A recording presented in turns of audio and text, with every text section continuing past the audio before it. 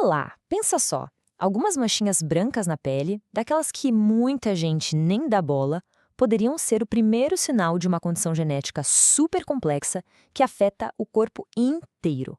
É sobre isso que a gente vai conversar hoje, o complexo de esclerose tuberosa. Então, a grande pergunta é essa, né? Como é que umas simples manchinhas na pele podem ser a ponta de um iceberg para uma condição genética tão séria? A resposta, olha, tá lá no nosso DNA, nos nossos genes. Bom, vamos lá, começando do começo. A jornada para entender o que é o complexo de esclerose tuberosa, que a gente chama de CT, muitas vezes não começa com um exame super tecnológico. Não, ela começa com uma coisa bem mais simples, um olhar cuidadoso na pele. Sabe aquelas marquinhas de nascença que quase todo mundo tem? A maioria não quer dizer nada, mas nesse caso é diferente. Se a pessoa tem 3 ou mais dessas manchinhas brancas, as chamadas máculas hipomelanóticas, aí a história muda. Isso acende um alerta. É um dos principais sinais para se diagnosticar a CT. É uma pista que parece pequena, mas que é super importante para fazer os médicos irem mais a fundo. Ok, então a gente já viu o primeiro sinal. Mas e a causa? O que está acontecendo lá no nível genético para causar não só essas manchas, mas um efeito dominó no corpo todo? Pois é, a raiz do problema está toda aqui. É uma mutação, um probleminha em um de 2 genes, o TSC1 ou o TS2. E esses genes, olha, eles são essenciais. O trabalho deles é basicamente impedir que tumores cresçam no nosso corpo. Para ficar mais fácil de entender, imagina que esses genes TSC1 e TS2 são os freios de um carro. Num corpo funcionando direitinho, eles avisam as células: opa, pode parar de crescer por aqui. Mas na CT é como se esses freios estivessem quebrados. E aí o que acontece? As células não param de se multiplicar. Elas crescem sem controle e acabam formando tumores que a gente chama de amartomas. E isso pode acontecer em vários órgãos diferentes. E agora um dado que surpreende muita gente. Em mais ou menos 2/3 dos casos de SET, a mutação é o que os cientistas chamam de novo. O que isso quer dizer? Quer dizer que ela não veio do pai nem da mãe. Aconteceu ali espontaneamente naquela pessoa. Só 1/3 dos casos vem de um histórico familiar. Então, o ponto-chave é esse. Esses freios com defeito não dão problema em um lugar só. O impacto é no corpo todo, é sistêmico. E é isso que a gente vai ver agora. Como essa condição se manifesta. Olha só, fica bem claro como o SNET é uma condição que afeta múltiplos sistemas. A pele, como a gente viu, é afetada em quase 100% dos casos. Mas o problema vai muito além. Vemos manifestações no cérebro, nos rins, no coração, nos pulmões. E de todos esses, o cérebro e os rins costumam ser as áreas mais críticas, que precisam de um acompanhamento super de perto durante a vida toda. E aqui tem um ponto super importante. A gente fala tumor benigno e muita gente pensa, então não é grave. Mas não é bem assim. Benigno aqui não quer dizer inofensivo.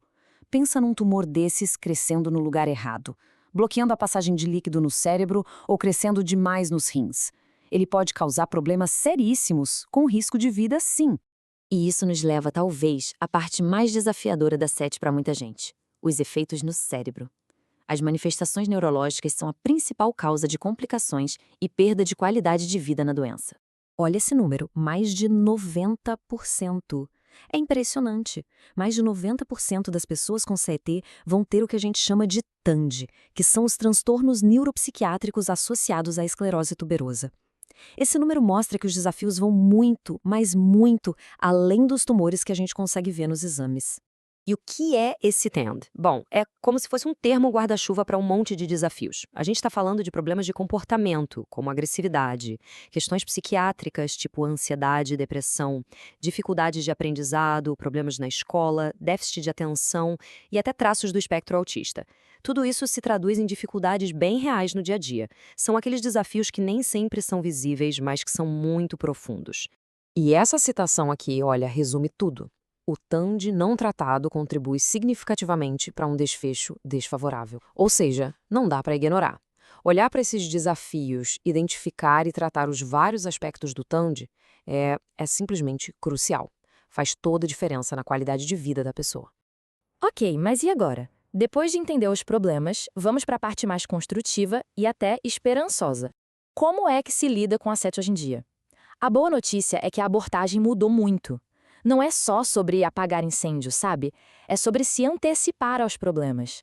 O cuidado da SET hoje em dia se apoia em 3 grandes pilares. Primeiro, um diagnóstico preciso e, se possível, bem no comecinho. Segundo, vigilância constante, para a vida toda. Ficar de olho em tudo o que está acontecendo no corpo. E terceiro, tratamentos que vão direto ao ponto, cada vez mais específicos. E falando em tratamento direcionado, aqui está uma das maiores revoluções para a CIAT, os inibidores de MTO. Lembra daquela história do carro com freio quebrado? Então, esses remédios funcionam como um freio substituto. Eles agem bem ali, na via celular que está desregulada, e ajudam a controlar o crescimento dos tumores. É uma virada de jogo. E aquela parte da vigilância? É um compromisso para a vida inteira, sim, mas é um processo bem estruturado. Significa fazer ressonância magnética do cérebro e dos rins de tempos em tempos, exames de pele todo ano, e ir ao dentista e, muito importante, fazer uma triagem anual para o TAN. Tudo isso para garantir que nada passe batido. E a gente termina com essa reflexão olhando para o futuro. A história do tratamento da SET é uma história de avanço constante, com diagnósticos cada vez mais cedo e com terapias que vão na raiz do problema, como esses inibidores de MTOR. O futuro, para quem vive com essa condição complexa, fica, sem dúvida, muito mais promissor. A questão hoje não é mais se a vida com SET vai melhorar, mas sim o quanto a ciência ainda vai conseguir transformá-la.